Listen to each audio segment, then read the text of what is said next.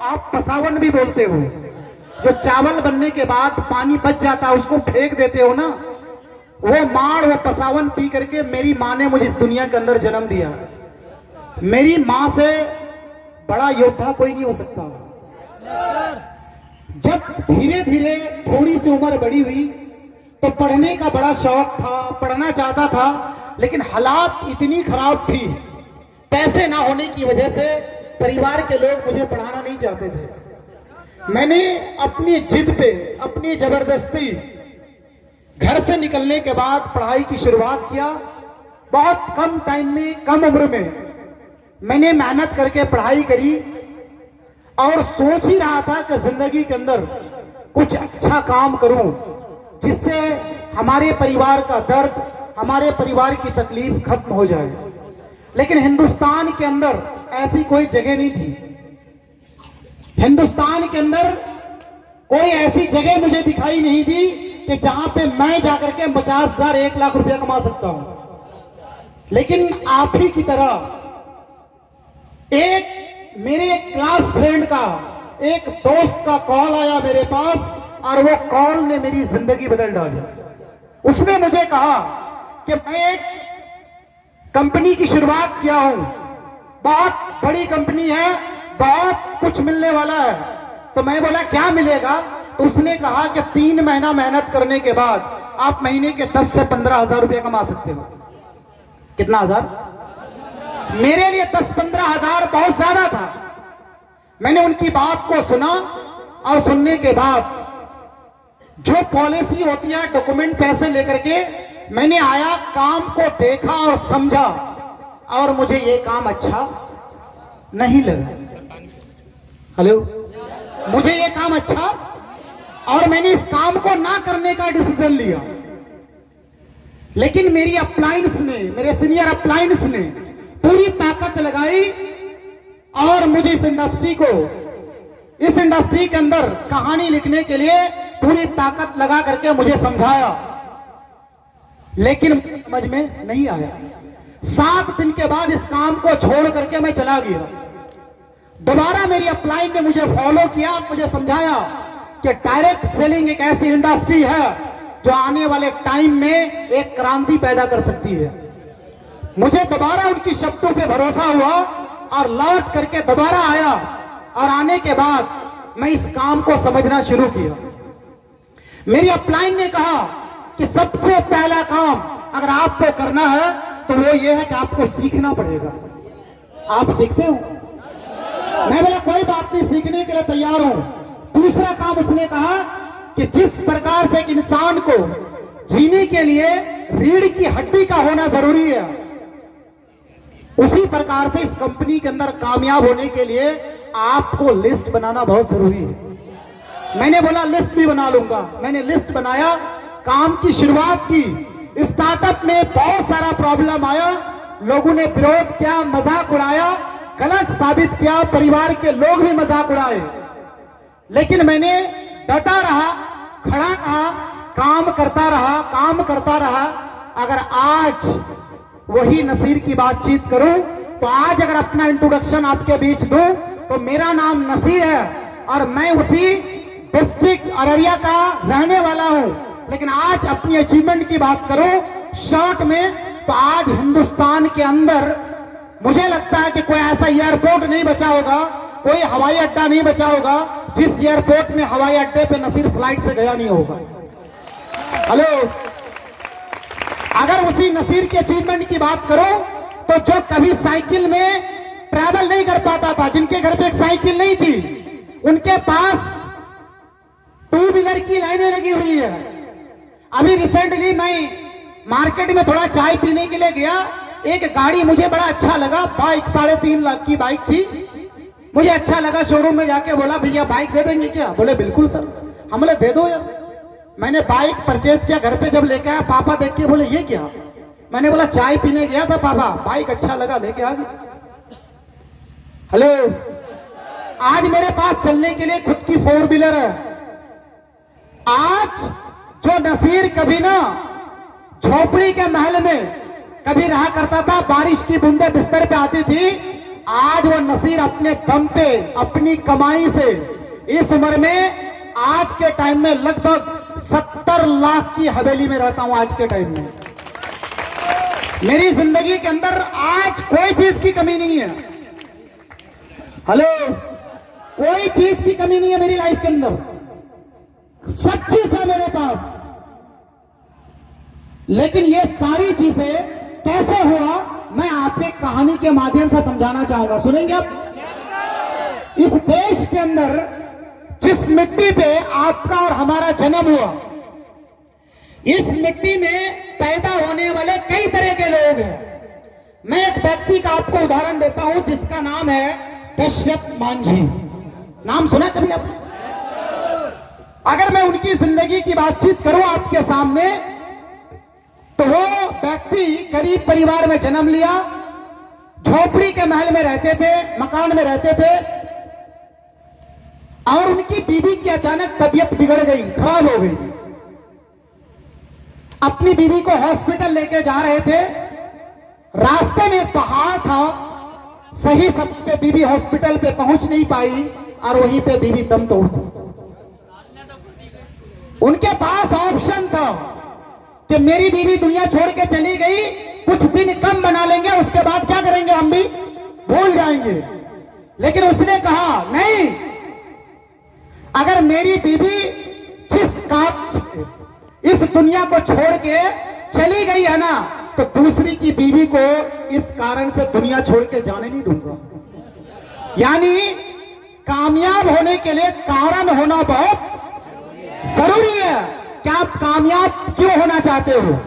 उसने छेनी हथौड़ी उठाया और उस पहाड़ को जाकर के तोड़ना शुरू कर दिया। तो आपको क्या लगता है, लोगों ने जाके बोला होगा, गाल में चुम्मा लेकर के तुम बहुत बढ़िया काम कर रहे हो, बोला होगा? क्या बोला होगा लोगों ने? पागल हो गया, तेरा दिमाग खराब हो गया है, क्या कर रहा है तू? लेकिन उसने छेनी हथौड़ी की मार को बंद नहीं किया।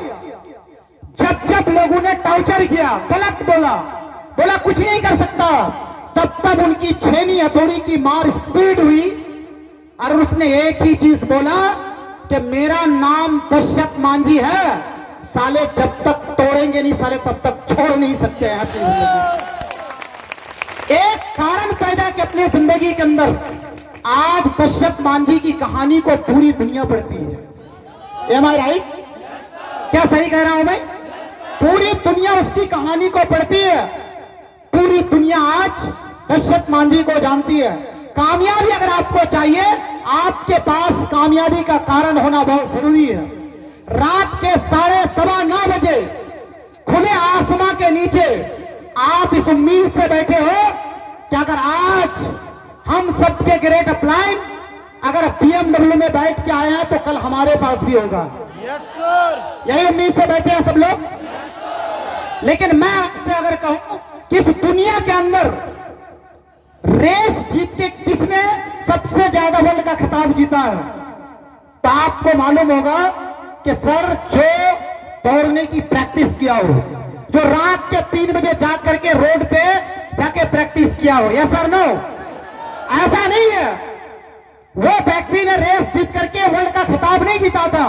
जिनकी दोनों टांगे थी, जिनके पास दौड़ने का कला था, इस दुनिया के अंदर दौड़ करके वर्ल्ड का खिताब उसने जीता था जिसकी एक टांग नहीं थी, सिर्फ एक टांग के बल पे जाकर के रेस जीत के दिखाया था और पूरी दुनिया को बताया था कि तुझे कामयाबी चाहिए तो तेरे पास कारण होना बहुत जरूरी है। Yes sir. उस कारण की वजह से वो एक टांग पे अपनी कामयाबी को अचीव किया है।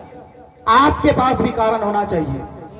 हेलो, अगर मैं आपसे कहूं इस दुनिया के अंदर सबसे ज्यादा वजन उठाने वाले कौन है, तो आपका जवाब होगा बॉडी बिल्डर, जिनके पास ज्यादा ताकत है।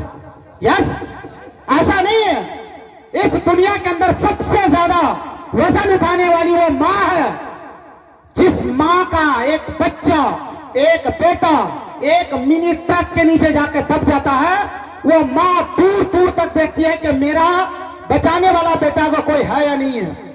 दूर दूर तक उस मां को कोई नजर नहीं आता है। उस मां के पास 2 विकल्प है। पहला, अगर मैं इस मिनी ट्रक को आज नहीं उठाई तो अपने बच्चों को गिड़गिड़ाते हुए, तड़पते हुए, मरते हुए देखूंगी।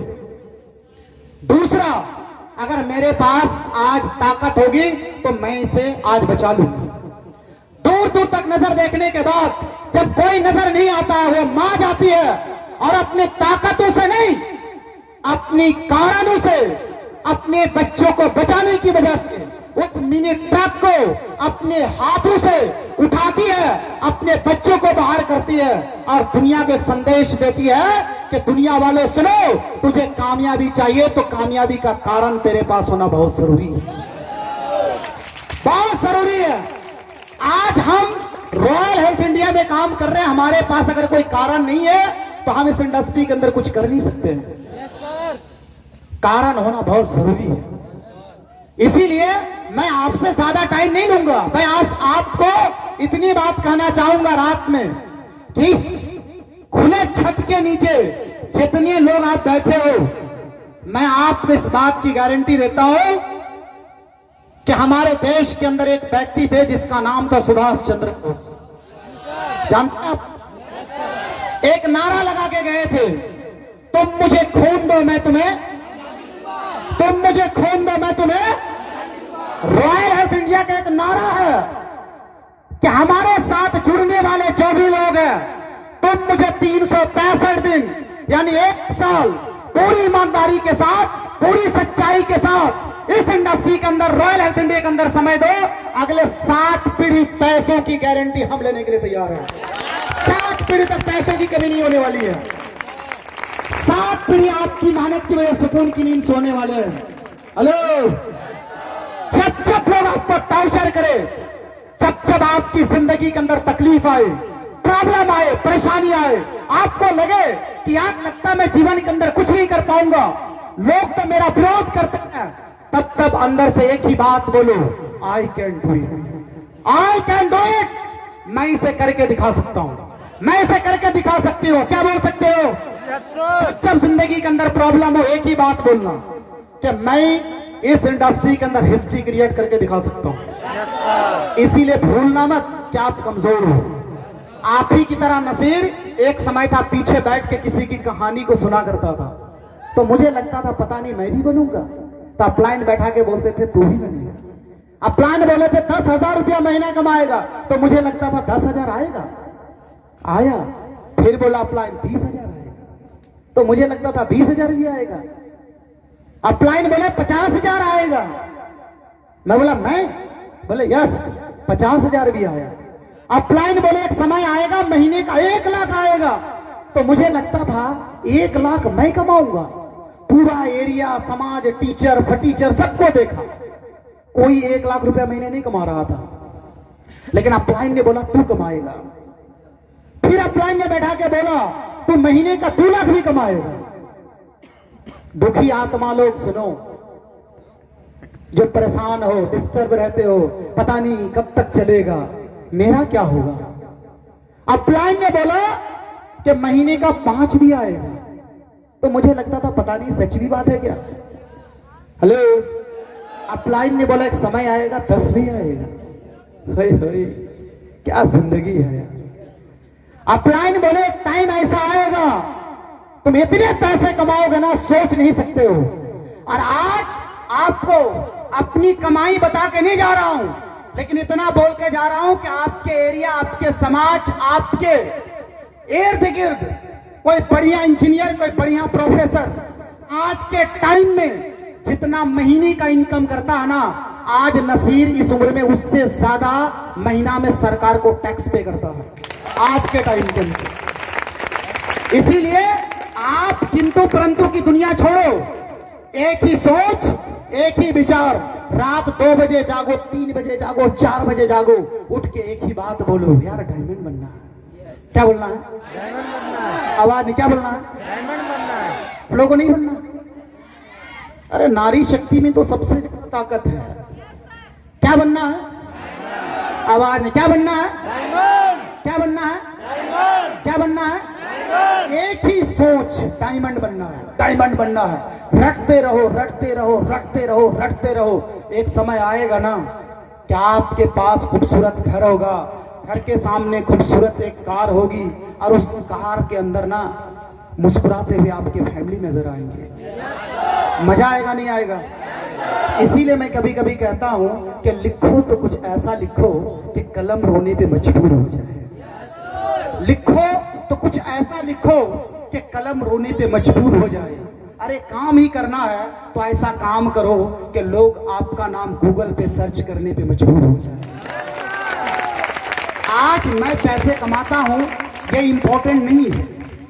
आज न जाने हमारी टीम के अंदर कितनी लोग महीने का 10,000, 20,000, 50,000, 1 लाख, 2 लाख, 4 लाख, हेलो 8 लाख, 18 लाख कमाते हैं, ये मुझे मालूम नहीं है।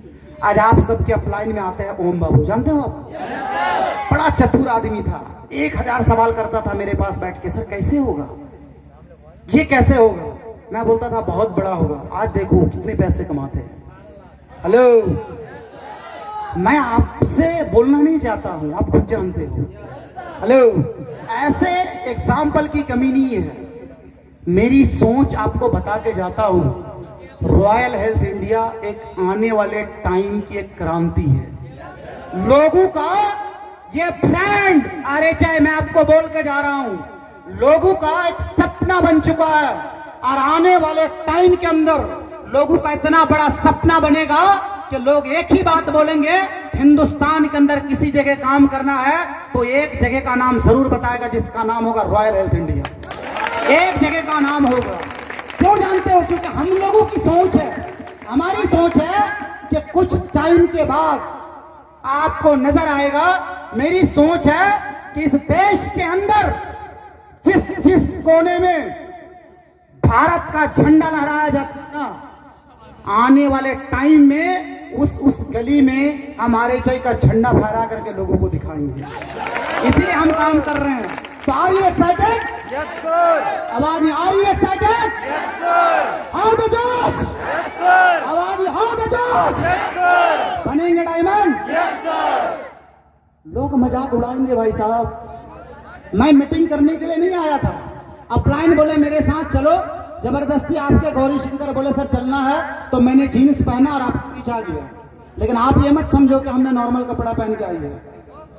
एलन सोली का ब्रांड का ना भाई साहब ब्लेजर पहना हूं। गूगल करोगे समझ में आ जाएगा आपकी औकात। घड़ी पहना, उसका रेट देखोगे समझ में आ जाएगा आपको कि क्या है। हेलो, इसीलिए मैं कहता हूं ना भाई साहब, जागो और जगाओ। और आप भी जागो और लोगों को जगाओ। बहुत बड़ी इंडस्ट्री है, बहुत कुछ मिलेगा आपके जीवन के अंदर, बहुत कुछ होगा। जब जब लोग मेरे को दर्द देते थे, प्रॉब्लम क्रिएट करते थे मेरी जिंदगी के अंदर, तो मैंने एक शेर लिखा था, बहुत फेवरेट शेर है मेरा, सुनिए आप। मीटिंग खत्म, लास्ट मेरा शेर है कि हम लाख सही हैं पर लोग खराब कहते हैं। हेलो, हम लाख सही है पर लोग खराब कहते हैं, बिगड़े हुए लोग हमें नवाब कहते हैं।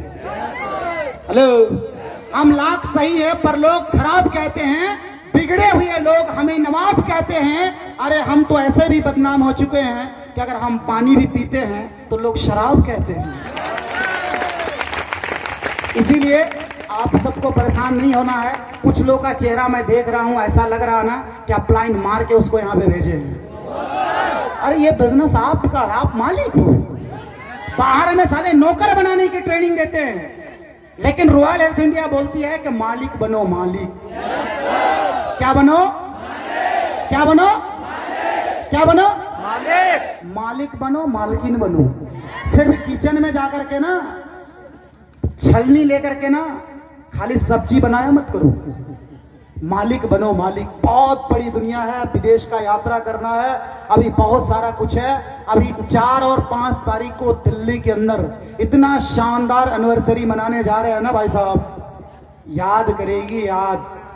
इसीलिए आपके मन के अंदर कोई विचार है, हटाओ और एक अच्छा विचार लाओ कि इस इंडस्ट्री के अंदर मुझे भी हिस्ट्री क्रिएट करनी है। बाकी आप सबने मेरे साथ लगभग 20 मिनट टाइम दिया, इसके लिए आप सबका दिल से बहुत बहुत शुक्रिया। Love you all. मैं परवरदिगार से आप सबके लिए दुआ करूंगा कि परवरदिगार आप सबकी जिंदगी में कामयाबी दे, परवरदिगार आप सबकी लाइफ के अंदर खुशी दे। बट जाते जाते एक रिक्वेस्ट करूंगा, मानो पैसे इस नियत से मत कमाना कि पैसे कमा के अय्याशी करनी है, पैसे इस नियत से कमाना कि पैसे कमा के गरीबों की मदद करनी है, यतीम जिनके माता पिता मर चुके हैं उनका सेवा करना है, गरीब घर की लड़की है रिश्ता नहीं हो पाता है 10-20 हजार 50 हजार रुपया दे करके उनका रिश्ता करवाना है। दुनिया में माता पिता और गरीब लोगों की अगर दुआएं आप लेते रहोगे, खुदा कसम आपको कह रहा हूं, रात के अंदर दुनिया का कोई माई का लाल जन्म नहीं लिया कि आपको कामयाबी से रोक दे, कोई पैदा नहीं हुआ दुनिया के अंदर। इसीलिए ईमानदारी से काम करिए। इन्हीं शब्दों के साथ आप सबसे विदा चाहूंगा। Love you. आप लोगों से जब दोबारा मिलेंगे तो मेरी 2.5 घंटे की ट्रेनिंग होती है, उसमें हंसाएंगे भी और आपको रुलाएंगे भी। आज के लिए इतना ही बहुत है। बहुत बहुत धन्यवाद। थैंक यू आप सबका। Thank you.